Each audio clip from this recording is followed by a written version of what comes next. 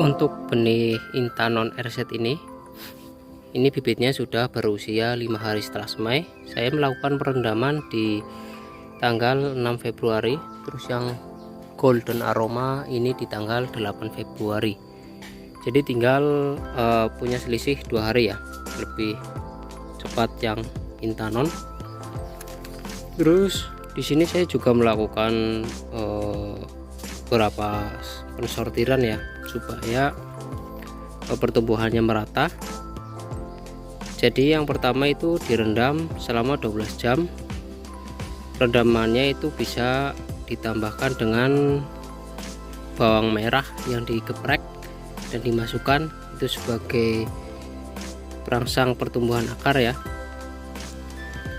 Terus setelah 12 jam nanti dilakukan penyaringan dan diletakkan di kain yang dibasahi, yang cukup lembab, jangan terlalu basah, jangan terlalu kering, yang lembab dan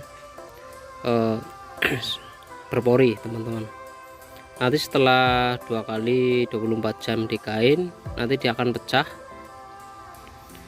Setelah pecah, terus nanti kita dipindah di media semai ini. Saya di sini menggunakan pit moss, terus ini sisa menggunakan kokopit yang Golden Aroma. Misalkan ada benih yang tidak tumbuh nanti di kain, ditunggu saja ya teman-teman. Ini berarti sudah sekitar 4 kali 24 jam di kain ya, masih ada yang tumbuh. Ini benih Intanonnya. Ini juga di kain selisih 1 hari ya sproutnya dibanding dengan yang 4 nampan itu.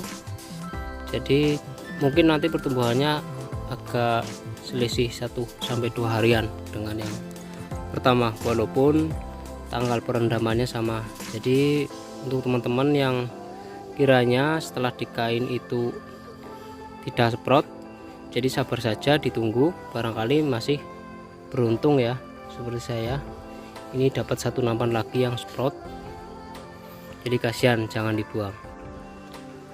Untuk penyiraman bibit melon di usia 5 HSS saya menggunakan pengatan 1000 ppm dan di sini pH-nya 6,2.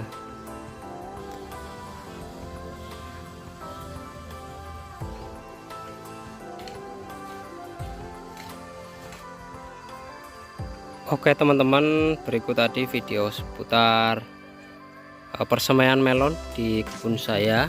Jadi tunggu video selanjutnya ya, karena nanti akan saya bikin video sampai panen seperti apa. Jadi di sini saya juga belajar ya, masih belajar. Nanti semoga bisa menjadi referensi bagi kalian yang ingin berbudidaya melon secara hidroponik.